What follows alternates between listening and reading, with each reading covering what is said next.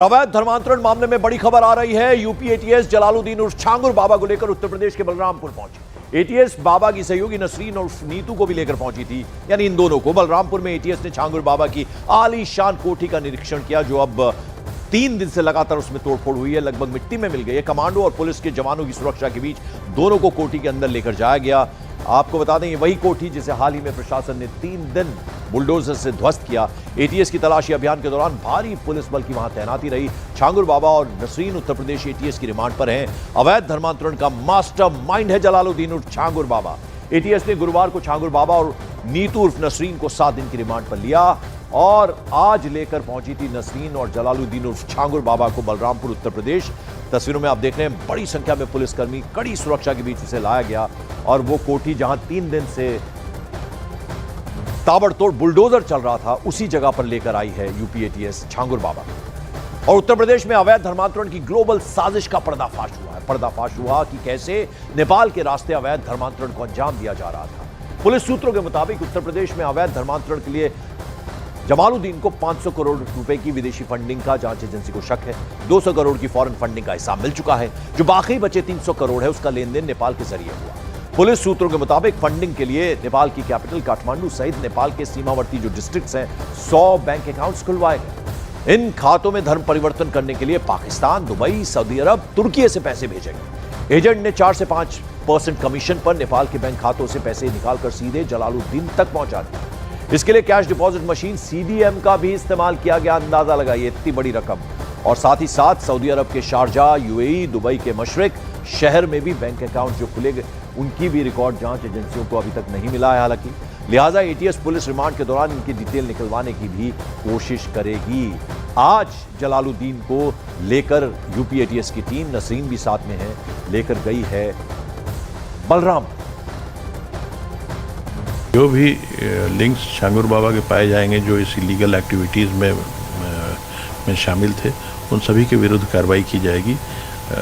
Financial links का investigation ATS द्वारा लगातार किया जा रहा है। एसटीएफ ने शुरुआती जांच किया था, तो जाहिर तौर पे जो फाइनेंशियल लिंक है वो कोर्ट में एस्टैब्लिश होगा, बहुत पुख्ता है।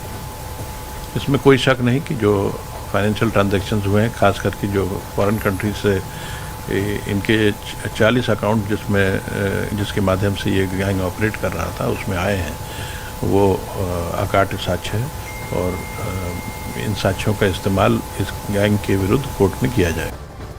और आइए अब आपको बता दें अवैध धर्मांतरण की ग्लोबल साजिश के बारे में मैप के जरिए बता दें कि किन देशों से फंडिंग हुई। अवैध धर्मांतरण के लिए विदेशों से जलालुद्दीन उर्फ छांगुर बाबा को पैसे भेजे गए। पाकिस्तान, सऊदी अरब, यूएई, तुर्की, यहां से पैसे भेजे गए। ये पैसे पहले नेपाल भेजे जाते थे और वहां से उन्हें जलालुद्दीन उर्फ छांगुर बाबा को पहुंचाया जाता था। ये पूरा का पूरा नेटवर्क किस तरह से काम कर रहा था, धर्मांतरण की ग्लोबल साजिश का पर्दाफाश हुआ है।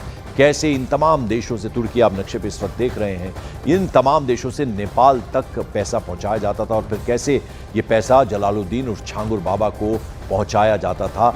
उस पूरी की पूरी साजिश जो है वो अब बेनकाब हुई है। यानी नेपाल के रास्ते ये ग्लोबल साजिश जो है धर्मांतरण के लिए, उसका किस तरह से इस्तेमाल होता था वो हम आपको बता रहे हैं। यानी पाकिस्तान, उसके अलावा सऊदी अरब, यूएई, तुर्की, यहाँ से पैसे भेजे गए। ये पैसे पहले नेपाल भेजे जाते थे, काठमांडू, और वहाँ से फिर उन्हें जलालुद्दीन उर्फ छांगुर बाबा तक पहुँचाया जाता था।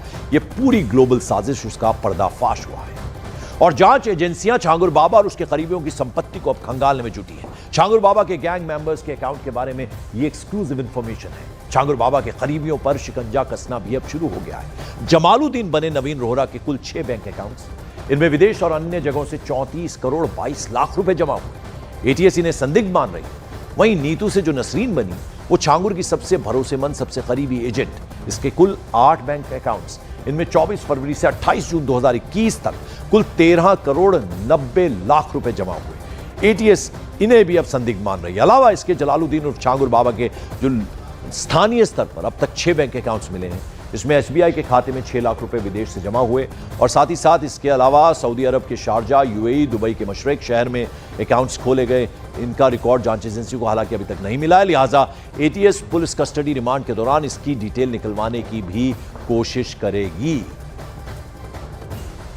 उधर उत्तर प्रदेश के बलरामपुर में अवैध धर्मांतरण मामले में ADG law and order Amitabh Yash ने CNN न्यूज 18 से बातचीत में कई सारे बड़े खुलासे किए। अमिताभ यश का दावा कि इस गैंग का मकसद सिर्फ धर्मांतरण नहीं था, बल्कि इलाके की डेमोग्राफी बदलना भी था और इसके लिए हिंदुओं को टारगेट बनाया जा रहा था। नेपाल बॉर्डर के करीब होने की वजह से शक है कि ये जो नेटवर्क है अंतर्राष्ट्रीय स्तर पर फैला हुआ था। आरोपियों ने धर्मांतरण के लिए जाति आधारित रेट कार्ड बनाए थे, जैसे कि सवर्ण हिंदुओं के लिए 15 लाख रुपए। उन्होंने बताया कि आरोपी जलालुद्दीन पहले अंगूठी बेचा करता था और वक्त के साथ पीर बाबा बन गया, पीर बाबा कहलाने लगा। जांच में एसटीएफ को पता चला कि उसके गैंग के पास 40 बैंक अकाउंट्स जिनमें मिडिल ईस्ट से बाकायदा पैसा आता था, ये डिटेल सामने आई है। पूरा जाल किस तरह से बुना गया था उसकी डिटेल आ गई है। Some person sitting abroad would not invest such huge amounts for conversion only. That area is not very far from the Nepal border, and we have learned from other sources that there have been attempts to change the demography of that area.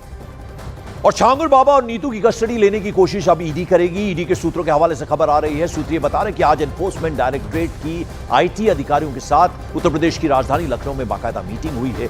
ED ने बाबा के 10 साल के tax return की detail मांगी है। सूत्रों के हवाले से यह भी खबर आ रही है कि बाबा की 40 संस्थाओं की बैंक अकाउंट की डिटेल मांगी गई है। सूत्रों के हिसाब से छांगुर बाबा की प्रॉपर्टी डिटेल मिलने पर उसकी ये जो तमाम प्रॉपर्टीज हैं इन्हें अटैच किया जाएगा। यानी पूरी तरह से छांगुर बाबा जलालुद्दीन इसे घेरने की स्ट्रैटेजी तैयारी कर ली गई है। यानी उसकी जो प्रॉपर्टी है वो अटैच की जाएगी और तमाम जो डिटेल्स है, ईडी ने बाबा के 10 साल के जो टैक्स रिटर्न है उनकी डिटेल मांगी है। सूत्रों के हवाले से खबर है बाबा की जो 40 संस्थाएं उनके बैंक अकाउंट की डिटेल भी मांगी गई और सूत्रों के हवाले से यह भी खबर है कि छांगुर बाबा की प्रॉपर्टी डिटेल जब मिल जाएगी तो उसकी प्रॉपर्टी अटैच कर दी जाएगी। तो आपको बता दें कि किस तरह से ये पूरा का पूरा जाल बुना गया है और अब उस जाल उस जो एटीएस है और तमाम इनके शिकंजे में अब छांगुर बाबा फंसता चला जा रहा है। इस बीच अब आपको यह भी बता दें कि कैसे जलालुद्दीन उस छांगुर बाबा ने धर्मांतरण से अकूत संपत्ति बनाई। आखिर बाइक से चलने वाला जलालुद्दीन कैसे बन गया 100 करोड़ का मालिक। पहले झोपड़ी में रहा करता था, अब आलीशान कोठी। पहले साइकिल भी नहीं थी, अब लग्जरी गाड़ियां। पहले अंगूठी नग बेचा करता था, अब पीर बाबा बन गया। पहले चंद रुपए कमाता था, फिर 100 करोड़ का लेन देन करने लगा। तो कैसे उसने ये पूरी साजिश रची, कैसे उसका ये लेन देन का काम शुरू हुआ, धर्मांतरण का काम शुरू हुआ और 100 करोड़ का लेन देन वो किस तरह से करने लगा। अब उसकी एक एक डिटेल, विदेशी फंडिंग, उसके सबूत मिलने लगे हैं और यूपी के एडीजी लॉ एंड ऑर्डर ने इस बारे में पूरा का पूरा पर्दाफाश भी कर दिया है कि किस तरह से एक मामूली सा आदमी 100 करोड़ का लेन देन करने लग गया। और आगे बढ़े उससे पहले आपको बता दें कि जलालुद्दीन उर्फ छांगुर बाबा कैसे लोगों को धर्मांतरण के जाल में फंसाया करता था। बताएंगे कि आखिर कैसे छांगुर बाबा का गैंग अवैध धर्मांतरण का बड़ा नेटवर्क चला रहा है। कौन टारगेट करता है? उसके टारगेट पर नाबालिग लड़कियां, आर्थिक रूप से कमजोर विधवा महिलाएं। उसका धर्मांतरण क्या करता था? उनका आर्थिक मदद का लालच देकर शादी का भरोसा दिलाया करता था, डराता था, धमकाता था। ज्यादातर मजबूर और हिंदू लड़कियों का धर्म परिवर्तन कराता था। इसकी एवज में उसे विदेश से करोड़ों रुपए का फंड भी मिल रहा था। ये तमाम बातों का खुलासा अब हो गया है कि जलालुद्दीन किस तरह से धर्मांतरण का काम किया करता था, कौन कौन उसके टारगेट पे थे, कैसे वो भरोसा दिलाता था कि पैसे देगा, शादी का भरोसा दिलाता था और जब ऐसे काम नहीं बनता था तो डराता धमकाता था। उसके टारगेट पे विधवा महिलाएं और कई सारी और लड़कियां भी हुआ करती थी।